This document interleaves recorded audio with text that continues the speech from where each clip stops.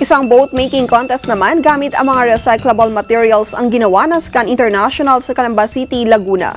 Layo ng nasabing aktibidad na mahasa pa ang kasanayan ng mga miyembro ng nasabing organisasyon, lalo't panahon na naman ngayon ng tag-ulan. May detalye si Ronaldo Duran. Bilang bahagi ng pagsukat sa kanilang kasanayan, nagsagawa ang Scan International ng isang boat making contest gamit ang mga recycled materials.